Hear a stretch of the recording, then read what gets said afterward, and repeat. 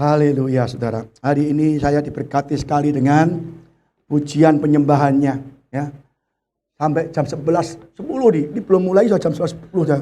Tapi saya percaya kita semua orang yang diberkati Tuhan, ya. Jangan melihat waktu ya, saudara. Ini kita maksimal ya 4 jam gitu ya. Tapi kita jangan waktunya kita Tuhan hitung-hitungan. Bayangkan kita seminggu, saudara. Saya tanya dulu seminggu, berapa jam dalam seminggu? Ya, kita oke lah ya dari 24 jam kali 7 hari sudah berapa jam? Tapi kita kalau di gereja hanya 2 jam nggak betah, itu kebanggaan saudara ya. Banyak orang nggak tahu. Maka hari ini saya akan lanjutkan terus mengenai walk in the authority of the kingdom, berjalan dalam otoritas kerajaan seri 3 ya. Sekarang saya berseri saudara ya. Karena ini sangat penting sekali. Di tahun 2024 ini kita akan banyak mengalami masa-masa susah, ya, peperangan, ekonomi, resesi, pekerjaan, dunia semakin jahat. Kalau kita nggak punya kerajaan Allah dalam hidup kita, maka kita akan mengalami oh ya lampunya kok gelap semua nih, saya nggak tahu mana yang melek, mana yang tidur nih. Ya, jangan tidur jangan tidur ya. Ini sangat penting sekali, saudara, sangat penting banget ya. Jadi kita harus ngikuti ya khotbah ini yang tentang kerajaan Allah, karena sangat penting untuk kita pegang di dalam menghadapi 2024 ini ya. Kalau kita mempunyai kerajaan Allah, maka saya percaya tahun ini kita akan menjadi tahun kemenangan bagi kita, bahkan lebih dari pemenang atas segala masalah hidup kita ya. Ini ya, kita kalau the kingdom of God within you ya, dan kita kalau punya kerajaan Allah, kita punya apa? Kunci ya. I will give you the key of the kingdom of heaven ya. Tapi sebelumnya kita kasih pedang dulu ya, pick up your sword ya. Ini ya. Pick up your sword ya, apa namanya? And your key. Nah, ini ada key-nya nih. Ini Ibu Gembala sangat kreatif saudara ya. Ya key, bikin key ya. Tukang kita lembur bikin ini ya.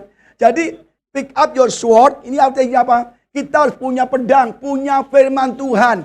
Firman Tuhan adalah sword ya, untuk melawan musuh-musuh kita yang tidak kelihatan. Kalau kita sudah menang atas segala musuh-musuh, ya emas, perak, dan permata sudah kita kalahkan, itu godaan iblis, saudara ya. Keindahan dunia, godaan iblis. Semua godaan iblis kita lawan dengan pedang, pick up your sword untuk melawan, ya. Baru Tuhan kasih kunci, ya. Kunci itu apa? Membuka perbendaharaan surga. Apapun yang ada di surga, kita bisa ambil.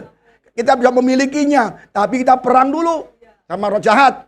Kalau kita belum perang, waduh, digoda emas, perak, permata, keindahan dunia kita udah kalah. Tuhan nggak kasih kunci. Karena kalau kita cinta harta, Tuhan nggak percayakan dengan harta di surga. Harta di dunia aja nggak bisa percaya. Jadi kasir aja mencuri. Bagaimana jadi bendahara? Bagaimana jadi bendahara kerajaan surga? Nggak mungkin. Maka perang dulu, menang baru kasih kunci. Apapun yang kau minta, kamu bisa ambil kerajaan surga. Karena apa milik Bapa adalah milik anak ya. Kita nggak tahu. Maka minggu-minggu ini atau tahun ini saya ajarkan mengenai supranatural. Karena kita perang. Nanti kalau kita menang, baru kita akan masuk ke Millennium Kingdom, menjadi raja-raja dan apa namanya imam-imam, saudara. Ini mungkin bagi kita aneh. Gereja-gereja tidak mengajarkan hal demikian. Ya, banyak gereja-gereja ajarkan berkat, mujizat, kesembuhan, pemulihan. Baik, itu nggak masalah. Tapi bagaimana jemaat bisa mengalami kesembuhan, mengalami pemulihan, mengalami berkat itu kalau kita kalah? Maka itu saya kasih kuncinya ya. Bisa ulang lagi yang belum pernah dengar kemarin ya. Saya ulang satu set aja, saya ulang supaya ingat saudara. Apa itu kerajaan Allah ya? Matius 6 ayat 33. Tetapi carilah dahulu kerajaan Allah dan kebenarannya, maka semuanya itu akan ditambahkan kepadamu. Ini ayat terkenal. Semua orang Kristen tahu, hafal. Pak, saya sudah percaya Pak. Saya sudah ke gereja Pak. Udah cari kerajaan Allah. Udah ke gereja. Udah melayani Tuhan. Itu sudah mencari kerajaan Allah.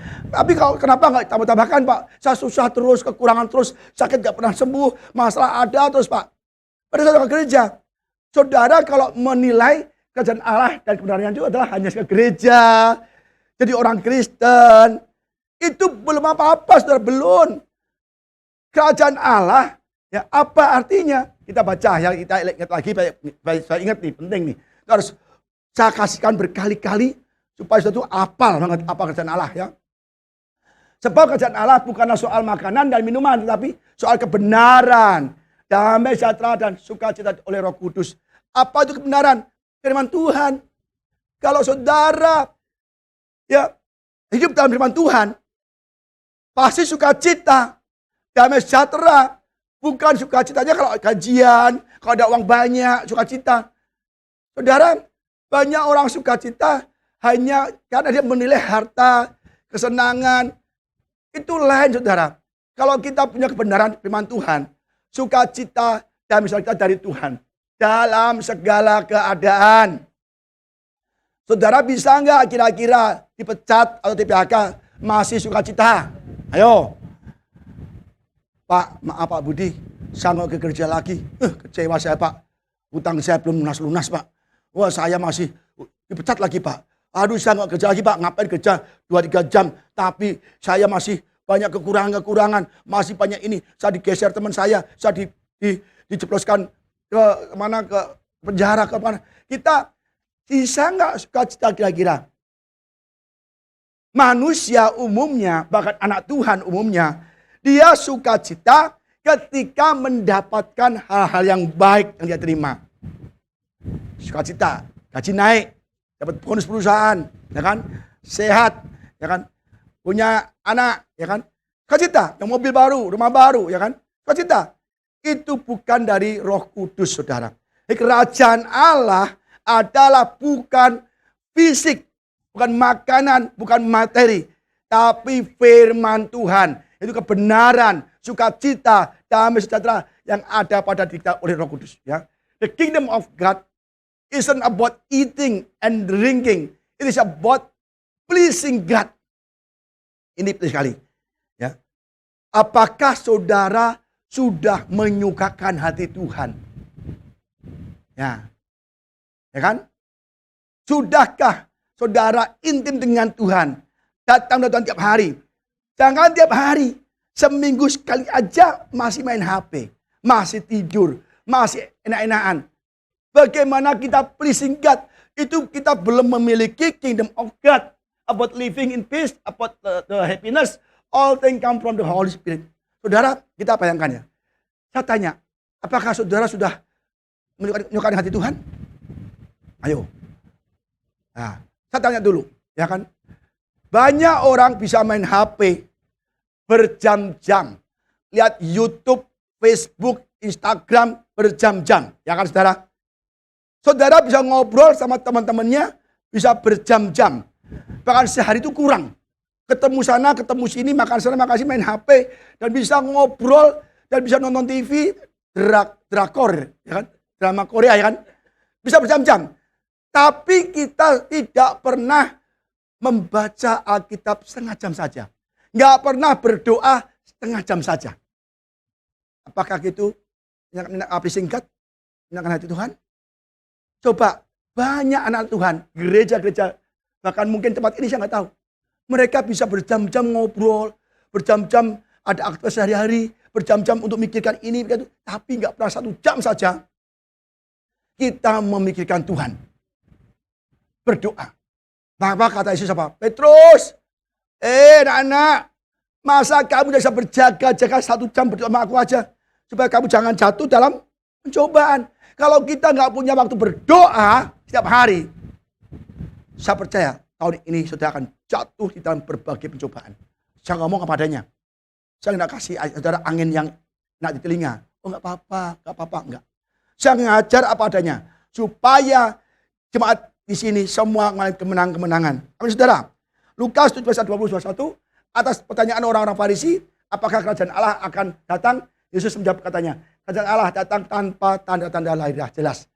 Kerajaan Allah bukan lahiriah, bukan fisik, ya. Juga orang tidak dapat katakan, lihat ada di sana, ada di sini, ya kan? Sebab sesungguhnya kerajaan Allah ada di antara kamu. Bahasa Inggrisnya the kingdom of God within you. Jadi kita kerajaan Allah ada di dalam hati kita, hidup kita. Maka bukan kerajaan fisik. Kalau kerajaan fisik adalah kerajaan surga. Ya. Nah, kalau kita tidak punya kerajaan Allah, kita tidak akan masuk ke kerajaan surga. Ya, saudara. Ya. Jadi kita harus tahu dulu ya. Maka kita saya ulang lagi ini biar sudah hafal. Banyak orang Kristen, orang gereja, dia berpendapat memikirkan bahwa kerajaan Allah sama kerajaan surga itu sama.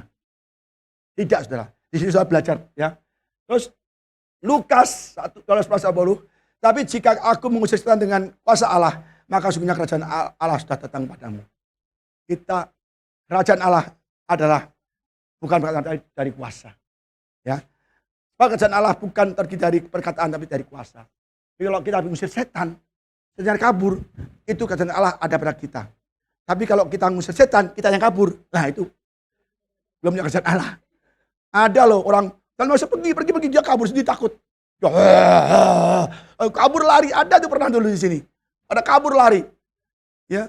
Jadi saudara, pastikan saudara punya kerajaan Allah within you. Find it. Temukan itu. Roh Kudus dari kita. Ya, sekarang kita mulai yang baru ini. Bagaimana mendapatkan ya kerajaan Allah. Ya, ini sekali saudara. Bagaimana caranya mendapatkan kerajaan Allah? Yang pertama adalah Yohanes 1:9, jika kita mengaku dosa kita, maka ia adalah setia dan adil sehingga ia akan mengampuni segala dosa kita dan menyucikan kita dari segala kejahatan. Yang pertama, untuk memiliki kerajaan Allah, kita harus bertobat dan dibaptis. Ya, dibaptis pun juga harus sungguh-sungguh, ya kan? Karena kalau kita nggak sungguh-sungguh percuma. Kita nggak tobat. Berapa kali kita dipakai gereja kita, kolam renang kita dipakai untuk gereja-gereja dibaptis. Pak, ada 5 orang, Pak. Pak, ada 7 orang. Pak, ada 2 orang. Saya temui mereka. Kamu mau menikah ya? Iya, Pak. Kemarin juga ada 5 orang. Kamu mau menikah ya? Iya. Kamu menikah? Iya. Mereka saya kasih nasihat. Kak, memang saat pernikahan Kristen adalah harus dibaptis, punya saat baptis. Kenapa kamu usia berapa? Apa kamu dari agama apa? Saya Kristen dari kecil, Pak. Lah, udah begede gini, udah umur 30 lebih, baru dibaptis? Iya, Pak. Kamu mau nikah kan? Iya. Jadi mereka dibaptis bukan karena percaya Yesus, surrender Yesus, mengakui Yesus Tuhan Yesus, tapi ingin menikah. Tuhan marah loh, saudara. Kamu dibaptis hanya untuk karena menikah, bukan karena aku. Kurang ajar kamu. Saya nasihati, kamu kalau dibaptis, ya, tidak diikuti pertobatan, ciptaan baru, saya percaya rumah tangga kamu akan digoncang Tuhan. Kamu gak punya perlindungan, gak punya pagar. Karena kamu gak punya kerajaan Allah. Kalau kamu dibaptis hanya bohong-bohongan untuk surat bikin pernikahan. Oke, nggak apa-apa. Kamu sekarang dibaptis karena nikah, nggak masalah. Jadikanlah pernikahanmu ini atau baptisanmu ini titik awal untuk menjadi berubah tahun yang baru. Saya percaya, saya kasih kesaksian banyak. Supaya kamu ketika menikah, kamu akan diberkati Tuhan. Karena kamu punya hati yang berubah, ciptaan yang baru. Tapi kalau kamu hanya sekedar menikah tapi nggak ada perubahan, nggak ada pertobatan, dosanya kita nggak akui dalam Tuhan, itu sama juga membohongin Tuhan. Dan kita bisa mati secara rohani. Jadi saudara, hati-hati. Jangan bohong sama Tuhan.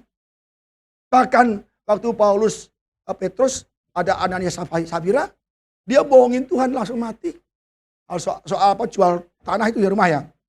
Jadi saudara, jangan karena kita menikah, kita dapat ada pasangan yang beda agama, dia pindah hanya untuk sekarang nikah. Aduh, sekarang zaman sekarang zaman edan, saudara. Jadi harus ciptaan yang baru. Maka saudara, kenapa saudara pasti heran? Pak Budi ini baru kali ini loh, perjamuan kudus kok gak pakai putih dan jas. Ya kan? Kok pakaiannya itu hitam, yang lain berantakan pakaiannya kan warna-warni. Saya doa saudara. Saya ada kayak suara bahwa semua ini adalah liturgi gereja saja. Tuhan tidak menghendaki kita perjamuan kudus pakai baju putih. Tapi berbajukan kebenaran. Baju putih di Alkitab itu tentang kebenaran. Hidup dalam kebenaran. Kekudusan. Itu baju putih. Jadi baju putih bukan warnanya putih. Oh ya, semua orang bisa putih. Penjahat pun juga warna putih. Maka Tuhan, okelah Tuhan, Itu semua adalah aturan gereja, agamawi. Saya mau jemaat HOC ya putih hatinya. Karena kalau putih, percuma dong kita putih pengerja dan gembala. Yang jemaat gimana? Gak putih kan selama ini? Maka gak putih sekalian ya, yang penting putih hatinya aja. Yesus gak melihat baju putih kita ada berapa. Tapi hati kita yang putih, yang ada pedang roh, ada firman Tuhan. Itu yang penting. Maka saya tidak mau lagi pakai putih-putih, percuma. Itu namanya religi atau hanya sekedar tradisi. Oh, kan kerennya hanya sebulan sekali. Enggak boleh ya. Jadi kita harus hidup dalam kebenaran. The presence of God pasti ada pada kita. Oh Jesus, your presence is heaven to me. Kalau kita punya the presence of God, the Holy Spirit, itu seperti surga. Kita merasakan surga ketika kita masih di bumi. Karena kita punya kerajaan Allah. Ya saudara ya. Jadi kita harus hati-hati ya. Jangan sampai kita main-main lagi ya. Dan kita tidak lagi hamba iblis, hamba uang. Ini emas. Ya. Kalau pilih emas sama gereja, pilih mana dong? Ya kan? Nyanyinya emas, perak, dan permata. Ya kan? Ku lepaskan semua untukmu. Itu kan nyanyi saudara. Pak itu kan nyanyi pak. Tapi saya butuh emas loh pak. Saya butuh rumah. Butuh beli mobil. Ya beli bensin. Anak sekolah. Semuanya. Saudara. Emas pak. Saya itu nyanyi saja pak. Tapi hati saya pengen emas pak. Ya kan. Tadi ingat lagu pertama. Kalau I surrender all everything to God. I surrender my life. Ya, the goodness of God running after me. Jadi ini betul. Kalau kita menyerahkan hidup kita sepenuhnya pada Tuhan, ya kan? Cari dulu kerajaan Allah dengan kebenarannya. Intim dengan Tuhan. Tuhan, aku surrender. Bukan kita yang mencari berkat. The goodness of God running after you. Saya tadi benar perhatian lagu-lagu perhatian ini Bu Ida kalau lihat berkata kalau lihat cari lagu itu sesuai dengan khotbah saudara. Bahkan punya perangkat banyak itu saudara. Tiap hari bikinnya perangkat saudara. Maka banyak tuh di gudang tuh dekorasi Natal semua lengkap sampai penuh gudang itu. Ya kan? Sampai beli mannequin segala ini mannequin dari mana mangga dua nggak tahu saya ini. Dikasih petakan tentara, ya kan? Kalau kita ingat melihat kreatif Bu Gembala kita ya. Maka kita di sini belajar pelan-pelan saudara ya. Dan kita harus menang. Ya, kalau kita menang atas dunia, kita melawan iblis pakai sword, ya. Uang no. Kompromi, ya kan? Emas no, ya kan? Mata no. Diskotik no. Semua no. Kenapa tidak mau? Saya mau doa. Wih, keren. Yang ada kita doa, diajak ke diskotik malah mau ya. Aku tinggal doa dulu deh. Balikkan saudara. Aduh saudara. Jemaat GBHOC harus menjadi prajurit. Amin. Karena kita semua berperang. Bukan bertahan dan serangan saja. Tapi melawan iblis. Bukan pakai perisai terus lama-lama bolong perisainya. Pakai pedang. Lawanlah iblis maka dia lari daripadamu. Ya. Jangan kita hanya bertahan terus. Kalau udah menang kuncinya dikasih saudara. Ini kuncinya ada. Wah ini ada apa namanya rantai. Wah semua ada saja. Ada loh lengkap saudara. Ular ada, ya tusuk-tusuk ularnya, ya kan? Singa, aduh lengkap banget saudara. Tadi lihat ini aja saya sudah bisa khotbah saudara. Kan? Ya saudara ya. Jadi kita menang saudara ya. Saya percaya ketika kita ada kerajaan Allah, Roh Kudus, kita akan menang. Ingat kenapa Petrus jatuh dalam dosa? Dia belum punya kerajaan Allah. Aku mau mati untuk Yesus. Tuhan bang, pret, gitu. Apaan? Kamu kan nyangkal malam 3 kali, nyangkal aku. Bener nyangkal. Tapi setelah Petrus menerima Roh Kudus, ya kan? Dia punya kuasa. Wah, didera, dihukum, di penjara. Dia kuat tetap terus melawan. Tidak ada kata-kata negatif, dia tidak jatuh. Kenapa? Ada kingdom of God. Ada Roh Kudus, bukan hanya perkataan, tapi kuasa. Sukacita, yes. Paulus, yes. Di penjara, nyanyi kok. Kita di penjara cari apa? Lawyer loh kita.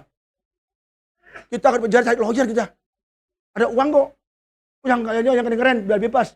Tapi kalau kita di penjara, oh Tuhan kami bersyukur. Kami dulu pernah diancam di penjara. Diancam, gimana penjara? Gak apa-apa, kita menginjil. Kita diancam 2 tahun penjara, di kertas supaya kita bayar uang. Pakai uang kita bayar, gak mau. Aku tahu ini siasat iblis. Kita mau di penjara, kita mau diinjasi, kita gak salah. Akhirnya apa? Pak, kalau di penjara silahkan, saya mau. Mari dilepaskan. Wah ini orang gak punya uang bikinnya kan, gak mau bayar duit kali. Kita gak mau saudara. Allah Bu Ida, kita gimana ke penjara berdua, gak apa-apa. Kamu menginjil, saya menginjil di penjara. Mari bebaskan saudara. Udah pulang saja. Wah, ya. Jadi kita jangan takut saudara. Untuk mendapatkan kerajaan Allah. Akhirnya lama saya ini. Ya kan? Harus mengaku dosa. Ya, mengaku dosa dulu. Dibaptis. Jangan kembali yang lama telah berlalu. Kan baru. Ya saudara. Ya. Kisah para Rasul 19 ayat 1 sampai 8. Ketika Apolos masih di Korintus. Paulus sudah menjelajah daerah-daerah pedalaman. Dan tiba di Efesus, saya pakai jangan cereh, biarin nak. Ya ini, nanti kita perang nih ya. Katanya, Yesus dapati beberapa orang murid. Katanya kepada mereka, sudahkah kamu menerima Roh Kudus ketika kamu jadi percaya? Akan tetapi mereka menjawab dia, belum. Bahkan kami belum pernah mendengar bahwa ada Roh Kudus. Orang di Korintus, ya kan, dibaptis oleh Yohanes, dia belum kenal Roh Kudus, belum tahu ada Roh Kudus, ya kan? Lalu kata Paulus kepada mereka, kalau begitu dengan baptisan manakah kamu telah dibaptis? Jawab mereka, dengan baptisan Yohanes. Apa kata Paulus coba? Baptisan Yohanes adalah pembaptisan orang yang telah bertobat. Setelah bertobat dibaptis, tapi belum punya Roh Kudus waktu itu. Karena Yohanes hanya baptis saja, tapi dia nggak berdoa untuk Roh Kudus. Dia tidak minta Roh Kudus, ya kan? Bahwa mereka harus percaya pada Dia yang datang kemudian, ya. Daripadanya Yesus. Jadi selain dibaptis, bertobat, orang harus percaya kepada Yesus. Ketika mereka mendengar hal itu, mereka memberi diri mereka dibaptis dalam nama Tuhan Yesus. Dan ketika Paulus menembangkan tangan di atas mereka, turunlah Roh Kudus ke atas mereka. Mulailah mereka berkata-kata bahasa roh dan bernubuat. Jumlahnya mereka kira-kira 12 orang. Selama 3 bulan Paulus mengunjungi rumah ibadat itu, mengajar dengan berani. Oleh pemberitaannya, ia berusaha meyakinkan mereka tentang kerajaan Allah. Jadi kita zaman dulu Yohanes baptis hanya baptis saja. Tidak baptis Roh Kudus, tidak nama Yesus ya. Yang baptis untuk bertobat, bukan nama Yesus. Maka sekarang lain kan saudara. Yohanes 3 ayat 5, jawab Yesus ya. Aku berkata kepadamu, sesungguhnya jika seorang tidak dilahirkan dari air dan roh, ia tidak dapat masuk ke dalam kerajaan surga. Yohanes baptis dengan air, tapi belum dengan roh. Maka kata Yesus apa? Karena itu pergilah, jadikan semua bangsa muridku dan baptisan mereka dalam nama apa? Bapa dan Anak dan Roh Kudus. Bapa, Allah Bapa, Anak dalam nama Yesus dan Roh Kudus. Maka kita punya Roh Kudus. Ya, maka kita kenal Roh Kudus. Zaman dulu enggak, Yohanes hanya baptis untuk bertobat aja. Pertobatan, tapi belum ada Roh Kudus. Harus tahu saudara ya. Ya, maka kalau kita punya Roh Kudus, maka kita bisa masuk ke surga ya, dilengkapi dengan kebenaran, hidup kekal ya. Dan kita akan bertanggung jawab kita apa? Untuk cinta Tuhan, ya, untuk patuh akan perintahnya, tunduk pada Tuhan dan lawan iblis. Dan kita harus melanjutkan spiritual development. Kita harus melanjutkan pertumbuhan rohani kita. Jangan dibaptis menikah nggak pernah ke gereja. Tapi dibaptis menikah boleh, tapi hadirkanlah Tuhan. Maka saya ngomong sama Cynthia dan Leo, kamu menikah harus hadirkan mesbah keluarga. Harus berdoa setiap hari, berdoa senantiasa, baca Alkitab setiap hari. Saat ada terus. Kita harus bertumbuh, iman kita jangan bantat. Iman kita kecil terus, kita bagaimana bisa melawan iblis yang besar. Penguasa, penghulu, pemerintah, roh jahat udara, banyak sudah kita kalah saudara. Maka kita bertumbuh imannya, tambah jam doanya, tambah jam ibadahnya. Maka ibadah di sini bukan saya kurangi jamnya, saya tambah. Udah bang, waduh Pak Budi, udah capek, udah lemes, tambah jam lagi. Ya kan?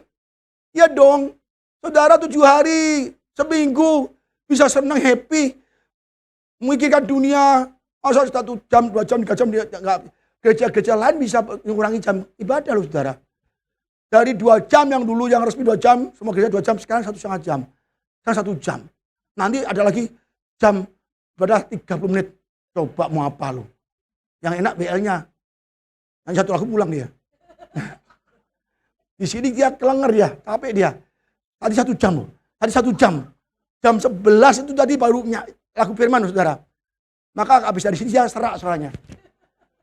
Ya kan? Maka saudara, tapi biar kita berapi-api loh saudara ya. Ya. Berapi-api ya. Jadi kita tahu bahwa kita harus benar-benar cinta Tuhan. Jam tambah. Saya juga saudara, saya juga kesaksian. Saya dulunya juga nggak pernah doa sore. Doa pagi ya setiap hari. Sama Bu Ida, sama Andre, sama Cynthia, Leo, Stephen. Leo nggak dia kerja. Saya doa tiap hari. Jam 10 jam 10 mulai nyanyi lagu sampai jam 11 sampai jam 11. Tapi jam 2 atau jam 3 saya sendiri doa. Saya tahu hari ini hari yang jahat. Bahkan saya udah, Tuhan aku nggak mungkin dunia lagi. Aku mikirin Engkau saja. Makanya aku bilang emas, perak, nah aku nggak ingin lagi. Aku hanya ingin. Makanya waktu pernah aku doa sama Bu Ida. Dia bilang, aku doain kamu ya, ulang tahun ya. Oh, kamu minta apa? Tuhan, aku hanya minta beri aku karunia Roh Kudus. Karena aku akan bertempur melawan iblis. Kita akan KKR kemana-mana. Kita akan melawan iblis, roh-roh jahat. Maka Tuhan kali ini saya ulang tahun tidak minta harta, permata, mobil, rumah, apapun. Tapi saya minta karuniamu. Selain karunia roh, ya roh kejaksanaan, roh cinta Tuhan, roh nasihat, macam-macam, dan karunia lainnya. Itu aja yang aku minta. Aku nggak minta lagi emas permata, apalagi begini, nggak suka saudara. Ini membawa kita masuk neraka saudara. Jangan dipikir harta itu kalau kita salah gunakan, kita masuk neraka karena harta loh. Kecuali kasih harta jebret untuk pelayanan, biayai pelayanan, boleh. Harta kita membawa kita ke surga. Maka boleh bilang kita punya harta, kita punya penghasilan, semuanya itu pekerjaan Tuhan. Dan kita misi ke Sipulga, ke Medan 10 hari bersama pastor dari Australia. Kita datangkan semua. Kita datangkan semua. Berapa banyak nanti? Berapa puluh juta, ratus juta. Kita keluarkan semua. Untuk menjaga banyak jiwa yang tidur. Di daerah banyak jiwa tidur, ibadah pulang itu aja. Tapi kita ada revival. Bukan sekedar healing revival, tapi repentance revival. Banyak orang gereja tidur imannya. Dia kayaknya udah selamat, padahal belum selamat saudara. Maka kita bangunkan lagi. Kita datangkan dari Australia. Kita akan ajak mereka tidur sini 3-4 minggu. Nanti kita ke Medan, kemana-mana. Nanti minggu terakhir di sini nanti. Jadi saudara, mudah-mudahan saya harapkan harta kita, hidup kita, semua memuliakan Tuhan.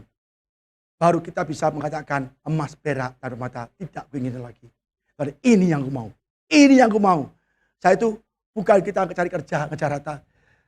The goodness of God running after you. Lagunya keren saudara. Tapi jangan keren lagunya doang ya. Lihat lagi ayatnya. Matius 3:11. Aku membaptis kamu dengan air sebagai tanda pertobatan. Tetapi ini kata Yohanes ya. Tapi ia, Yesus yang datang kemudian daripadaku lebih berkuasa daripadaku. Dan aku tidak layak melepaskan kasutnya. Ia akan membaptiskan kamu dengan Roh Kudus dengan api. Jadi Yohanes membaptis bukan dengan baptisan Roh Kudus atau api. Tapi pertobatan. Dia kata, aku membaptis engkau sebagai tanda pertobatan. Maka zaman baptisan Yohanes dia nggak tahu Roh Kudus. Maka bilang, Paulus, aku nggak tahu Roh Kudus itu nggak kenal. Lu kamu baptis apa? Baptisan Yohanes. Oh, itu untuk pertobatan. Maka Yesus yang akan datang membaptis kamu dengan Roh Kudus dan api. Ini bukan 2, tapi 1. Roh Kudus artinya apa? Ya untuk Roh Kudus kuasa. Api ini melambangkan apa? Bahwa Roh Kudus akan memberikan penerangan pada kaki kita api, berapi-api semangat pelayanan dan juga memproses iman kita. Membakar iman kita murni. Kita diproses dengan api. Ini kalau nggak kayak api masih kayak batu. Semakin diproses pakai api, semakin panas, semakin mulia. Dan itulah dengan api. Api berlambang Roh Kudus yang akan membakar kita, menerangi jalan kita. Kita akan melawan iblis bersama api-api. Dan api juga akan memproses hidup kita, memurnikan hidup kita. Itu Yesus, bukan Yohanes Pembaptis. Maka kisah para rasul 1 ayat 3-5. Kepada mereka, ia menunjukkan dirinya setelah penderitaannya selesai. Dan dengan banyak tanda ia membuktikan bahwa ia hidup.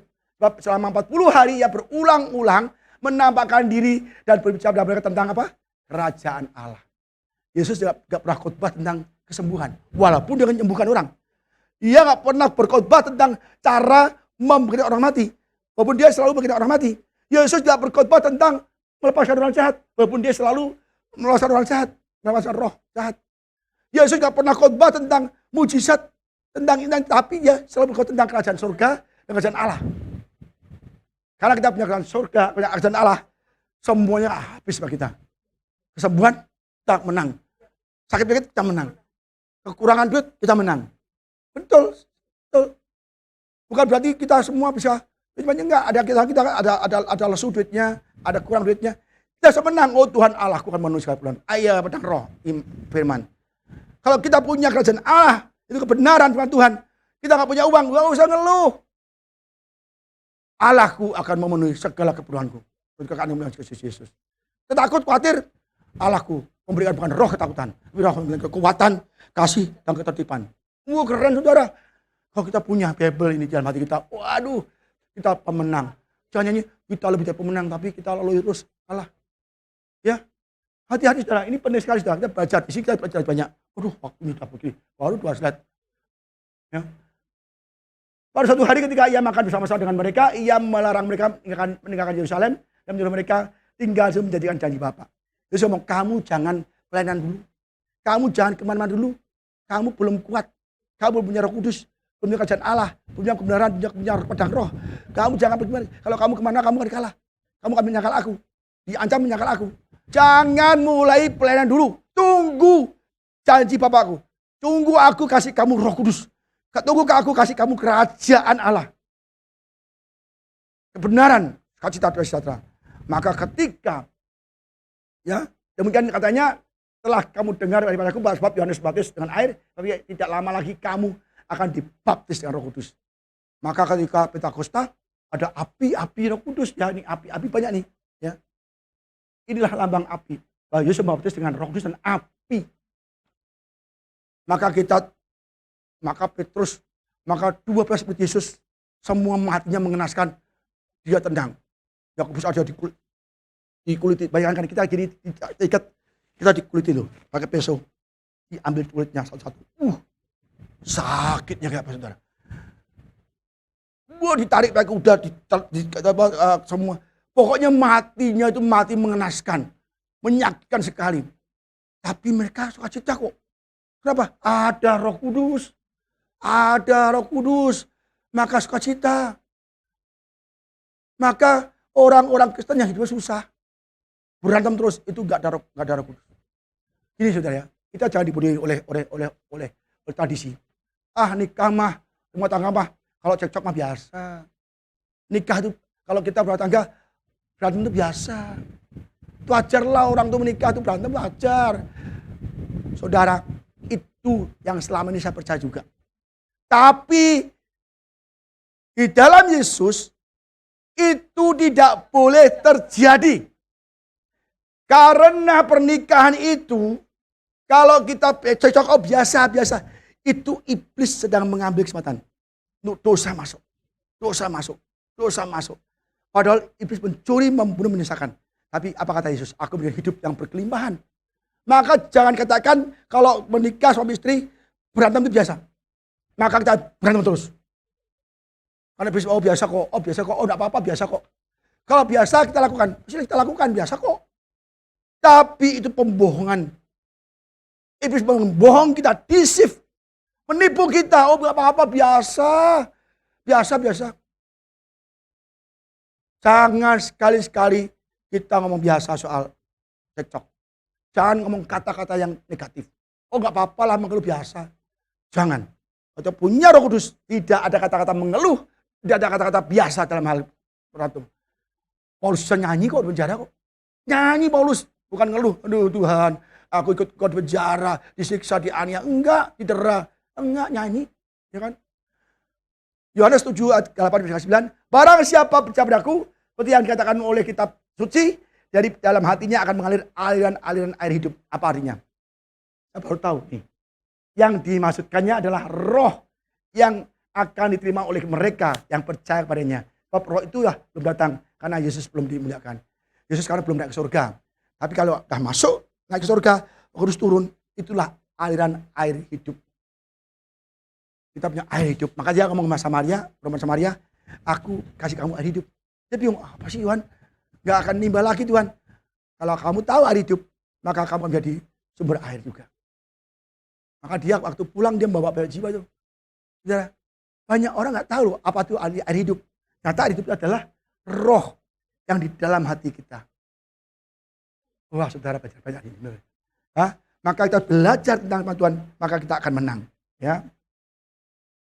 Karena apa? Ya, karena musuh kita itu tidak kelihatan, saudara. Kita itu di dunia yang nyata. Kita nggak tahu musuh kita itu bukan yang nyata. Justru yang nggak kelihatan tuh. Nah, orang dunia bilang, wah kalau musuh kelihatan gampang. Yang susah musuh dalam selimut. Loh, ada kan? Musuh yang nggak tersembunyi kan? Musuh yang itu. Musuh dalam selimut bukan musuh istrinya. Enggak ya. Satu selimut kan? Enggak ya. Bukan satu selimut pak istrinya musuhnya enggak. Musuh yang rahasia. Apalagi kita orang Kristen, musuh yang rahasia yang kita hadapi itu berat sekali, itu musuhnya nggak kelihatan. Kalau nggak kelihatan gimana kita menyerang? Nggak bisa. Maka kita harus punya proteksi. Apa kata Paulus? Memang kami masih hidup di dunia. Dia sadar. Tapi kami tidak berjuang secara duniawi. Ditampar balas, oh jangan. Doakan mereka. Dimusuhi, diusir, diam aja. Kalau saya didiamkan orang, diam aja. Gak dianggap, diam aja. Ampuni mereka. Jangan balas itu. Terus, kamu gak dihargai loh. Kamu gak dihormati loh. Itu iblis tuh. Iblis. Nanti malah aku balas dengan kebaikan. Gitu loh ya. Maulah. Jamnya bunyi. Baru dapat slide-nya. Bu Ida bilang, kamu berapa slide-nya 9? Dikit banget. Baru 4 sudah begini. Karena senjata kami adalah bukanlah senjata duniawi, melainkan senjata yang diperlengkapi dengan kuasa Allah. Senjata kita bukan senjata diam, bukan uang, bukan kita. Oh Pak, kalau aku dihukum di penjara, aku punya uang Pak. Jangan, saudara, jangan. Pak, aku sakit Pak, dokter pakai uang. Jangan. Itu cara-cara dunia. Ya kan?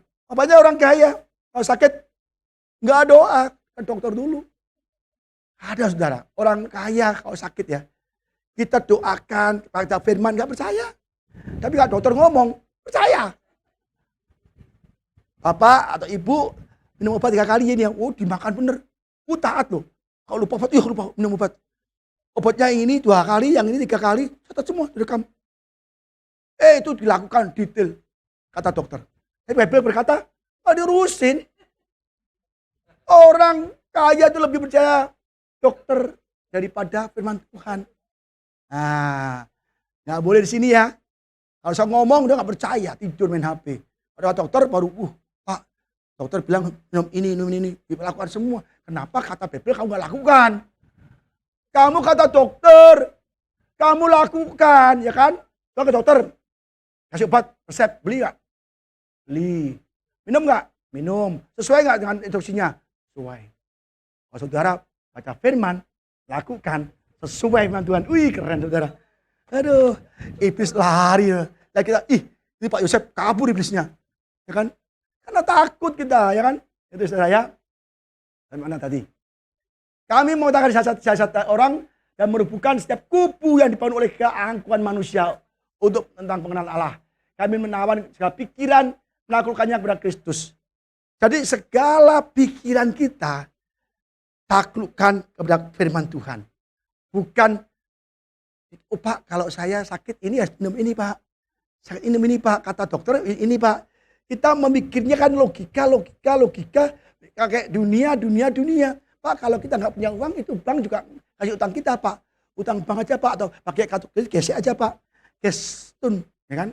Nah, kalau nggak tahu gestun tanya Pak Yosef. Ya. Gestun, ya kan? Itu dulu kita lakukan sama. Kita bilang gestun, KTA. Kita hancur saudara. Jangan lakukan itu cara dunia. Pak, itu wajar. Kita kan punya pikiran Pak. Yesus kasih kita otak untuk berpikir. Betul, berpikir. Tapi pikirnya sesuai dengan firman Tuhan. Taklukkan kepada Kristus. Kita sakit, saya punya pikirannya. Saya ingat nih, otak saya ingat. Kalau sakit, baca firman Tuhan. oleh Yesus aku sembuh. Kalau aku takut, ada juga. Aku punya otak, masih ingat. Otaknya ingat. Otaknya semua larinya ke Bible. Maka saudara, tahun ini tahun menang. Tahun menang. Ya saudara ya. Akhirnya adalah kamu kuat di dalam Tuhan, di dalam kekuatan kuasanya.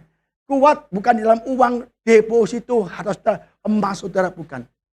Banyak orang kaya kuat karena punya banyak uang. Dia mengandalkan uangnya, hartanya, bagi kekuatan. Batuk ke Singapura. Teman dekat batuk ke Singapura. Pusing bisa ke Belanda itu nanti. Kerjaannya keliling dunia, kenapa? Pusing ke Hong Kong. Masuk ke Singapura. Mencret ke Amerika. Itu mah bukan berobat, itu gia-gia namanya. Alasannya batuk padahal mau gia-gia. Nggak boleh. Ya. Jadi kita harus benar-benar kuat di dalam Tuhan, dalam firman-Nya, dalam kuasanya. Kuatnya berkuasa. Saya ngomong kuasa selalu ngomong. Maka kita akan menang saudara. Ya. Kenakanlah seluruh, bukan sebagian, bukan dua. Seluruh perlengkapan senjata Allah, supaya kamu dapat bertahan melawan tipu muslihat iblis. Banyak orang sih nggak tahu. Diserang iblis, tangkis pakai firman. Diam pakai perisai iman. Kamu kekurangan loh. Kamu utang bank di sana. Gestun. Jangan. Itu tipu muslihat iblis. Ya. Kalau kita kekurangan, jangan gestun. Jangan buka dompet atau kredit, gesek enggak. Buka Alkitab. Buka Bible, baca. Emang kita gak kekurangan? Kekurangan juga, saudara. Kita punya tagihan banyak. Gaji karyawan, listrik banyak. Listriknya berapa puluh juta sebulan. 20 juta. Itu barsik Pak. Iya. Saudara bisa tidurnya, bisa nyaman di sini tidur. Bisa nyaman. Itu kita yang bayarnya, kalau enggak dalam Tuhan bisa garuk kepala nih. Kamu tidur, aku melek, mikir baik tagihan. Kamu artis ingin tidur enak nyaman, kita bikin tagihannya 20 juta sebulan. Tapi aku tidak pikir begitu. Allahku akan memenuhi segala keperluanku. Amin saudara. Haleluya. Jangan pikir enak nyaman ya HUC. Kita yang gara-gara sudah nyaman, kita doa terus kencang Tuhan doa. Perang terus, Tuhan, tagihan listrik, amin, dibayar lunas, semua bayar lunas. Saudara enak aja kan. Amin saudara. Ya, jangan dikira kita gak ada masalah. Ada, cuman aku pecahkan dengan bergumul dengan Tuhan. Tak baca doa. Saudara tidur, aku tak baca doa lagi, melek. Wah enak. Kita kan jam 3 pagi bangun. Jam 3 pagi bangun, mampu ide kita berdoa, muji Tuhan. Mungkin tetangga bisa marah tuh. Itu apa aduh, atas teriak-teriak. Kita doa jam 3 pagi, tiap pagi. Jam 10 doa lagi, jam 2 doa lagi. Bayangkan, demi saudara tidur nyenyak di sini loh. Ini ditanya curhat kayaknya. Enggak, saudara, ini hanya kesaksian aja ya. Memang tadi lupa aku. Karena perjuangan kita bukanlah melawan darah dan daging, tapi melawan pemerintah-pemerintah dan melawan penguasa, melawan penghulu-penghulu dunia gelap dan roh-roh di udara. Jadi kalau kita ditampar orang, dimaki orang, difitnah orang, jangan dibalas. Itu bukan lawan kita. Tapi orang itu dipakai iblis. Ingat, Petrus pakai iblis juga. Tuhan, jangan ke Yerusalem. Tapi Yesus gak mengusir Petrus. Petrus, enyah daripada aku. Enggak. Iblis enyah daripadanya. Yesus tahu, bukan Petrus yang ngomong gitu. Iblis di dalamnya. Jadi kita bisa pakai Tuhan, juga bisa pakai iblis. Maka kita harus ikut mana, gitu loh ya. Karena perjuangan kita begitu, dan ambillah seluruh lagi menghadap Allah, akan mendapat perlawanan pada hari yang saat itu, dan tetap berdiri sesudah kamu menyelesaikan segala sesuatu. Berperang, ada orang babak belur, tapi masih berdiri. Wah keren. Iblis mana lagi yang mau melawan? Iblis mana lagi? Ayo datang gitu. Berdiri teguh ya, dapat teguh. Dia teguh terus dia. Maka ibunya pintar kasih nama teguh. Pada kondisi apa teguh, ya kan? Susah uang teguh, keren. Itu namanya tuh orang Yahudi kalau kasih nama ada artinya. Yesus pun ngasih nama ada artinya. Ya, maka ibunya tuh lebih rohani dulu kan. Aku belum lahir, biar aku teguh. Saya kasih nama teguh. Jangan kasih nama bohwat, gak boleh ya. Bohwat apalagi bukan mesat, jangan. Yang bocah yang jangan lagi tuh, gak boleh tuh. Ya. Sampai mana dia ngomong lupa lagi. Oh ini dia. Maka sadarlah dan berjaga-jagalah lawan musuh iblis, berjaga jalan keliling sama seperti singa yang mengaum-ngaum mencari orang yang dapat ditelannya. Kita cek, apakah diriku bisa telan iblis belum? Kalau saudara nggak percaya kitab, nggak hidup dalam kebenaran, nggak hidup dalam firman Tuhan, saudara akan jadi mangsa iblis. Pasti. Saudara nggak berdoa tiap hari, 1 jam setiap hari, atau nggak baca Alkitab setiap hari, saudara pasti akan ditelan oleh iblis. Karena iblis selalu berkeliling-keliling, mana yang bisa dimasukin, celah mana, oh celah uang, oh celah itu, semua akan dimasukin. Maka bacalah Alkitab, berdoalah senantiasa, benar 1 jam. Sekarang ini saudara, kita main WA, main apa, 7 jam, tangannya jempol sampai bengkak. Ya kan? Kurangi, ambil 1 jam untuk baca Alkitab, untuk berdoa. Pasti kita kuat dan jempol kita nggak bengkak. Ini dong, kita gini. Sampai makan pun gini terus. Aduh saudara, ntar kalau saya tidur, tangannya gini terus. Gak boleh ya, ini, kata Allah ya, ini, dalam alam roh kita dipakai sama Tuhan, ketopong keselamatan. Pikiran kita yang diserang oleh iblis, maka ketopong keselamatan. Bahwa kita telah diselamatkan tebus oleh Yesus, firman Tuhan ada di kepala kita. Otak kita firman terus. Bukan dunia, bukan uang, bukan emas, bukan kemegahan, kemuliaan. Banyak loh orang Kristen mencari kemuliaan Tuhan. Aduh saudara, hati-hati saudara ya. Kita jangan dijebak. Ngeri. Lagi bilang, oh orang Kristen ikut politik bagus, ikut kampanye bagus. Ya kalau orangnya kuat. Kalau nggak kuat tambah hancur saudara. Ada kan orang pendeta ngomong, oh nggak apa-apa orang Kristen buat politik. Ya nggak apa-apa kalau kuat. Karena itu sumber penyamun, banyak orang korupsi, banyak orang jahat, main uang, kotor. Kalau kita nggak kuat imannya, jangan main-main deh saudara. Kita memasukkan diri kita dalam pencobaan. Jangan, hati-hati ya. Iman kita harus tumbuh dulu. Otak kita akan diserang oleh ular. Hawa jatuh karena ular. Menyerang terus. Ya. Maka Bible, berkali-kali saya khotbah Bible baca, jangan nggak baca. Ya, baca WA terus, Bible nggak baca. Ini beritanya galak nih sekarang nih. Nah, siapa yang dapat ditelan? Ini lihat nih ya. Roma 6 ayat 11. Wih, sudah banyak. Siapakah yang dapat ditelan oleh iblis ya? Roma 6 ayat 16. Apakah kamu tidak tahu bahwa apabila kamu menyerahkan dirimu pada seseorang sebagai hamba untuk menaatinya, kamu adalah hamba orang itu yang harus kamu taati. Baik dalam dosa yang memimpin kamu ke dalam kematian maupun dalam ketaatan yang memimpin kamu pada kebenaran. Sekarang saya tanya dulu. Saudara hamba Tuhan atau hamba setan? Gitu. Sebab kita akan taat pada Tuhan kita. Ya. Kadang-kadang kita di gereja tapi kita memperhambakan diri pada setan. Kompromi dengan dosa, ya kan? Kalau kita kompromi dengan dosa, ya udah kita taat pada dosa itu dan kita akan masuk ke neraka, saudara. Kita kadang-kadang kompromi itu sudah kita memperhambakan dengan orang yang iblis. Jadi kita harus tahu banyak orang yang Kristen double minded. Dia ke gereja, ya kan? Tapi hanya Minggu ke gereja, Senin sampai Sabtu kita berbuat dosa, kejahatan. Oh ya Tuhan, yang penting aku ke gereja, tapi Senin sampai Sabtu adalah milikku. Kita jatuh saudara. Jangan. Banyak orang Kristen yang akunya ke gereja sudah, Senin sampai Sabtu aku terserah aku. Semau kita. Ya. Kita akan kalah saudara. Karena setan itu pintar dan licik ya. Kita kalau obey, mematuhi setan dalam 7 hari kerja itu, kita kalah. Ya 1 hari gereja hanya Minggu, itu pun 2 jam. Itu pun saudara udah gelisah, mau pulang. Makanya iblis senang, ya kan? Saudara bisa ngantuk di gereja, 2 jam ngantuk lagi, ya kan? Main HP lagi.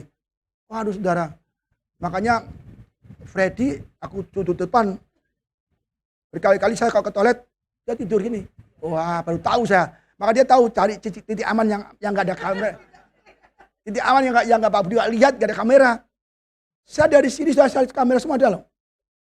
Bahkan Ibu Elsa kalau ngajar saya juga lihat kamera juga. Saya cek. Saya masih cepat yang tidur. Maka Bang Fred, kalau kamu mau selamat, besok duduk di depan. Dia mungkin lagi perjuangan nih. Matanya dia gini. Nanti tak kasih tusuk gigi di depan. Kalau ngantuk ganjel pakai tusuk gigi. Ya dong, ya. Mana nih ya? Ya selesai.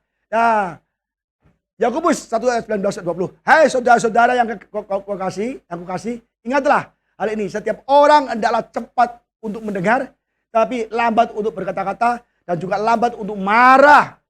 Sebab amarah manusia tidak mengerjakan kebenaran di hadapan Allah.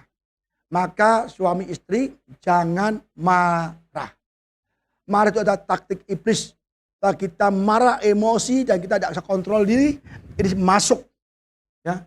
Jadi dalam cepat mendengar, jangan langsung jeplak. Jangan. Pikir dulu kalau aku ngomong begini, kira-kira partnerku, istriku, suamiku suka hati nggak? Kalau aku ngomong ini, jadi kita kalau mau ngomong itu mau jawab, pikir dulu. Jangan langsung, bakal kita dia belum ngomong udah ngomong duluan. Wah, nggak boleh. Mau ngomong apa kita nggak tahu udah ngomong duluan. Padahal nggak ngomong itu kan. Jadi saudara, kalau kita orang Kristen, hati-hati. Kontrol lidah kita, mulut kita. Kita diamalin orang, dimarahin orang, kita cek dulu. Kira-kira kalau saya jawab demikian, kira-kira gimana? Jawab demikian, kira-kira. Kalau kita nggak tahu, diam saja. Sebab mulut kita bahaya.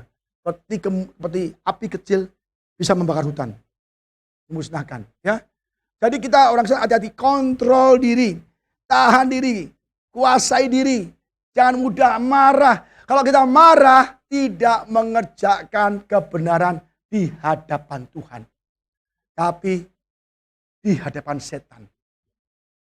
Ya. Maka tahun ini ingat, yang dulu marah-marah, jangan marah-marah lagi. Bahkan tapi kan rohani, nggak ada marah rohani. Ya. Yesus suka marah Pak, betul. Karena Yesus marah, rumah Tuhan dibuat dagang. Saya juga marah. Saudara di sini misalnya ibadah cari omset, atau saudara di sini jual asuransi di dalam ibadah, ngobrol-ngobrol, tari-tari. Dulu ada, kita nggak tahu waktu kita ketipu juga. Ibadah, ibu-ibu, kesaksian. Kesaksian luar biasa sekali. Pulang-pulang buka karung isinya kerupuk, saudara. Semua cepat kan kasihan, hebat ibu ini, imannya besar nih. Ya kan beli. Begitu berapa kali beli, orang tahu semua, ini ibu-ibu kesaksian. Jadi pasti juga ujungnya jual makanan lagi. Nggak mau beli semua, pindah gereja lagi. Makanya saya tegur, jangan, dulu ada hasil jualan Allah. Jangan jualan di gereja. Kalau mau boleh, kalau setelah ibadah, di lobi boleh. Jangan di sini. Di sini buka dagangan, saudara. Pernah di sini. Saya nggak boleh. Saya marah ya. Tapi kalau marah demikian boleh. Tapi kalau Yesus marah, Yesus nggak pernah marah kok. Dia disakiti orang, dihina, diludahi, ditolak, diapain, dia nggak marah. Tapi rumah Bapak diinjak-injak, dia marah. Ya, jadi jangan ada marah. Kalau mau tahan diri, tahan nafsu. Kita kalau begitu pakai masker tebel, itu aja. Nggak usah marah. Udah kencang supaya kita aman. Kalau marah, iblis senang masuk dia. Ya, awasilah mulutku ya Tuhan. Berjaga-jaga pada pintu bibirku. Ini kata Daud. Tuhan, awasilah mulutku. Jagalah bibirku Tuhan. Aku gak marah. Jangan marah.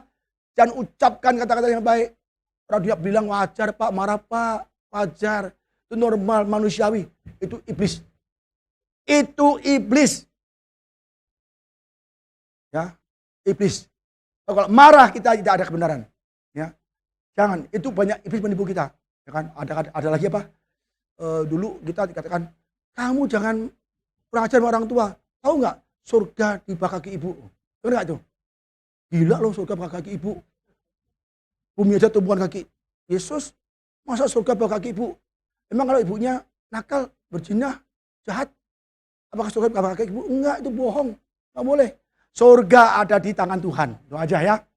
Lakukanlah segala sesuatu dengan tidak bersungut-sungut dan berbantah-bantah. Jangan bersungut-sungut. Jangan bantah-bantah, jangan berdebat. Saya sering sekali saudara di WA diajak debat, saya nggak mau saudara. Debat itu nggak ada selesainya. Debat nggak ada selesainya. Jadi kita harus mulai pelajari firman Tuhan. Jangan berdebat yang nggak ada gunanya. Isinya berantem, perpisahan, akhirnya ribut. Ya, jangan ada kekacauan karena perdebatan, nggak boleh. Makanya bangsa Israel akan debat mengeluh, dia nggak sampai ke Kanaan. 10 suku mati semua. mengeluh debat gak usah. Saya nggak pernah mengeluh, saudara, saya udah malas lagi. Emang mengeluh itu bisa tambah baik? Enggak. Tuhan gak punya uang Tuhan. Emang mengeluh terus ada uang? Enggak. Kalau nggak ada uang, doa, baca Alkitab, cita, itu membawa kebaikan buat Tuhan. Kita mengeluh, waduh sepi Tuhan, gimana ada doa, kita hari ini kita ke gereja. Saudara, itu bagi kita udah lewat. Soal keuangan, soal apapun, udah lewat. Saya tahu caranya. Pokoknya kalau kita ada masalah, berdoa. Banyak masalah, banyak berdoa. Terus lawan dengan firman Tuhan, jangan ditipu iblis. Ya, nih jangan marah ya. Human anger does not produce the righteousness that God desire. Kemarahan tidak menghasilkan kebaikan bagi Tuhan. Ya. Nih Matius 26 ayat 41. Setelah itu ia kembali pada murid-muridnya dan mendapati mereka sedang tidur. Jadi dia berkata pada Petrus, "Betulkah kamu sanggup berjaga-jaga 1 jam saja dengan aku? Berjaga-jagalah dan berdoalah supaya kamu jangan jatuh ke dalam pencobaan. Roh memang nurut, daging itu lemah." Kita berdoa 1 jam. Ya, jemaat semua pekerja berdoa 1 jam. Ini adalah hari-hari jahat, hari-hari terakhir. Kita akan diserang iblis dalam segala penjuru. Kalau nggak berdoa kita jatuh. Matius 16 ayat 15-17. Lalu Yesus bertanya kepada mereka, "Tetapi apa katamu, siapakah aku?" Tadi sudah ya. Maka jawab Simon Yunus, "Engkau adalah Mesias, anak Allah yang hidup." Kata Yesus padanya, "Berbahagialah engkau Simon Yunus, bukan manusia yang menyatakan kepadamu, melainkan Bapakku di surga." Simon dipakai oleh Tuhan, dan sebaliknya dia katakan apa? Sejak waktu itu Yesus mulai menyatakan pada murid-muridnya bahwa ia harus pergi ke Yerusalem dan menanggung banyak penderitaan dari pihak tua-tua, imam-imam kepala dan ahli-ahli Taurat, lalu dibunuh dan dibangkitkan pada hari ketiga. Tapi Petrus menarik Yesus ke samping dan menegur dia. Ya, ini kurang ajar juga nih. Petrus menegur Yesus, berani banget ya. Katanya, "Tuhan, kiranya Allah menjauhkan hal itu. Hal itu sekali-kali tak akan menimpa engkau." Maka kata Yesus ya, maka Yesus berpaling dan berkata kepada Petrus, "Enyalah iblis, engkau satu batu sandungan bagiku. Sebab engkau bukan memikirkan apa yang dipikirkan Allah, dan apa yang dipikirkan manusia." Enyalah iblis, itu iblis. Engkau tidak selaras dengan pikiranku, pikiran Allah. Engkau selaras dengan pikiran manusia. Ya. Maka jadi kita punya otak berpikir yes, tapi selaras dengan firman Tuhan. Ya. Satu pekan ini sudah waktunya nih. Yakobus 5 ayat 9-11. "Saudara-saudara, janganlah kamu bersungut-sungut dan saling mempersalahkan, supaya kamu jangan dihukum. Sesungguhnya hakim telah berdiri di ambang pintu." Nah, lagi nih. Jangan bersungut-sungut. Ya. Jangan saling mempersalahkan, supaya kamu gak dihukum. Ya, jangan menyalahkan, kamu sih begini, kamu sih begini, kamu sih begini. Ya. Kamu sih. Kan? Kita sering menyalahkan orang. Ya. Nggak pernah kita menyalahkan diri sendiri. Nggak ada dong orang, aku salah, enggak, jarang. Orang dunia jarang. Tapi kamu yang salah, kamu salah, kamu yang salah, kamu yang salah. Kamu begini sih, kamu begini sih. Jangan dihukum. Bangsa Israel bersungut-sungut, dia tidak masuk ke Kanaan. Ya. Saudara-saudara, turutilah teladan penderitaan dan kesabaran para nabi. Para nabi yang mengajar firman Tuhan, menderita untuk Tuhan, itu kita harus tiru mereka. Ya. Sesungguh yang bicara demi nama Tuhan. Sesungguhnya kami menyebut mereka berbahagia, yaitu mereka yang telah bertekun. Kamu telah mendengar tentang ketekunan Ayub, dan kamu telah tahu apa yang pada akhirnya disediakan Tuhan baginya. Karena Tuhan Maha Penyayang dan penuh belas kasihan. Kita lihat Ayub, ketekunan Ayub, kesetiaan Ayub, istrinya mengeluh, memaki-maki Ayub, "Kamu jangan lagi beribadah Tuhan, kamu matilah kau." Kurang ajar kan isinya. Waktu kaya Ayub, istrinya seneng, sayang-sayang. Waktu miskin, jatuh sakit-sakit, "Kamu matilah kau." Ya. Jadi kalau suami kita di PHK, jangan bilang gitu, "Matilah kau, aku cari lagi." Nggak boleh. Ya. Ini Ayub tekun. Hartanya semua diberikan, ya, lepaskan. Setan mengambil semua, dia tetap memuji Tuhan. Tuhan yang memberi, Tuhan yang mengambil, terpujilah Tuhan. Masih bisa memuji Tuhan. Bayangkan orang terkaya saat itu, di daerah itu, paling kaya. Hartanya habis dalam sehari. Dia bisa memuji Tuhan, berkata Tuhan itu baik. Harta dari Tuhan, itu yang ambil secara. Ya. Dia imannya kuat dan dia diserang keluarganya, diserang kesehatannya, dia tetap bertekun. Dan kita tahu semua gimana endingnya. 2 kali lipat. Jadi kalau kita mengalami masalah tahun ini, bertekun. Tuhan akan proses kita melalui masalah kita. Sebelum Tuhan berkati kita, diproses dulu, diuji dulu, dibakar api dulu. Ya, mungkin kita lagi ada masalah pekerjaan, keluarga, usaha, bisnis, ya apapun, saya penyakit. Itu Tuhan lagi proses kita. Kita bertekun, tetap memuji Tuhan, tetap beribadah, baca firman. Endingnya nanti seperti Ayub. 2 kali lipat. Mau saudara? Mau gak? Maunya ragu-ragu. Pasti gak mau diproses ini. Maunya endingnya doang kan? 2 kali lipat. Tapi kalau diproses, muara-muara terus. Aduh, itulah orang Kristen zaman now. Maunya enaknya saja. Berkat. Itu yang banyak gereja-gereja tanaman berkat. Tidak bisa. Kalau kamu tidak punya kerajaan Allah, kebenaran, sukacita, damai sejahtera Roh Kudus, maka semuanya tidak akan ditambahkan. Gampang, simple. Percaya Yesus, surrender, kita semua berikan pada Yesus, waktu kita langsung berkat yang mengejar kita. Bukan kita kejar-kejar berkat. Roma 5 ayat 3-5. Dan bukan hanya itu saja, kita malah bermegah juga dalam kesesaran kita. Apa artinya? But we glory in tribulation also. Goncangan, masalah, kesusahan. Itu kita harus tetap bermegah. Memuji Tuhan, berbangga Tuhan, aku senang ada kesusahan. Karena aku tahu, engkau menguji imanku tuh Tuhan. Aku tahu Tuhan, aku lagi susah nih. Pasti kau lagi menguji aku. Aku tetap menguji engkau. Itu yang saya lakukan saudara, sama Bu Ida. Kalau kita ada banyak masalah keuangan, masalah apa, saya tahu ini ujian dari Tuhan. Setan mau bikin kita khawatir, tengok kanan, tengok kiri, minta pertolongan, call a friend, call apa, enggak. Saya tahu ini ujian dari Tuhan. Saya tahu endingnya gimana.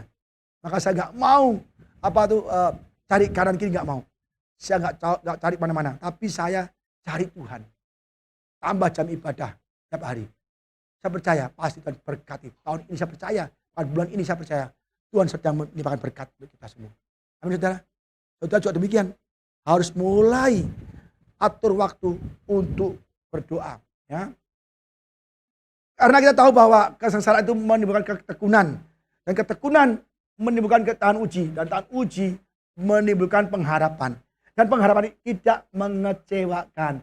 Karena kasih Allah telah dicurahkan dalam hati kita oleh Roh Kudus. Ada pada kita. Roh Kudus lagi saudara.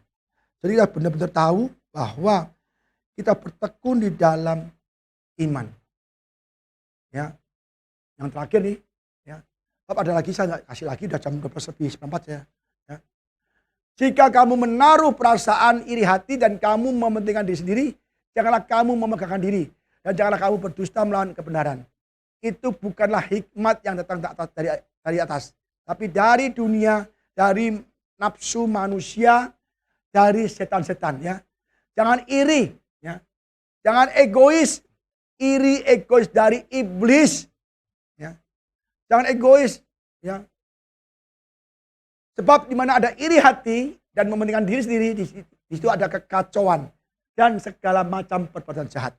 Kalau kita ada iri, dengki, egois, pasti menghasilkan banyak perbuatan jahat. Kenapa Lucifer jahat? Dia iri. Dia mau dipuji. Enak aja Tuhan. Aku menyembah, melayani Adam dan Hawa. Enak aja. Aku yang dulu ciptakan di surga. Aku yang hebat, pemusik, menyembah Tuhan. Manusia ciptakan. Aku melayani manusia. Oh, nehi saya miliki. Nehi. Enak aja. Dia iri. Aku harus jadi yang lebih hebat dari manusia dong. Akhirnya iri. Terjadi kekacauan. Jatuh dalam dosa. Kejahatan. Maka jangan sekali-kali iri. Jangan lihat orang luarnya aja. Pak, tetangga kita punya mobil 2 loh Pak. Oh, Pak kok cuma 1 doang. Udah lama lagi. Wah itu tangga punya rumah 2 loh Pak. Oh, terus apa beli rumah lagi dong? Papanya bilang gini, "Mah kamu tahu nggak? Dia punya istri 2 loh." Hah, takutnya nggak jadi. Yang lihat luarnya doang. Mama nggak tahu kan? Dia punya istri 2. Jadi saudara kita hati-hati saudara ya. Coba biar nggak ngantuk. 1 Korintus 14 ayat 3, sebab Allah tidak mengendaki kekacauan, tapi damai sejahtera. Kerajaan Allah tentang damai sejahtera. Ya, kalau kekacauan dari iblis selalu membuat kekacauan. Kalau di gereja kacau, itu iblisnya yang kacau. Rumah tangga kacau, iblisnya yang bikin kacau. Nah, Tuhan memberikan hidup yang berkelimpahan, sukacita, damai sejahtera. Rancangan-rancangan indah dari Tuhan. Rancangan kecelakaan dari iblis.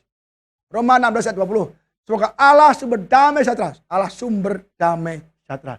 Segera akan menghancurkan iblis di bawah kakimu. Kasih karunia Yesus Tuhan kita menyertai kamu. Kita kalau kerajaan Allah, iblis hancur di bawah kaki kita. Menginjak ular, kalah jengking, menahan serangan musuh. Karena kita punya Allah sumber damai sejahtera.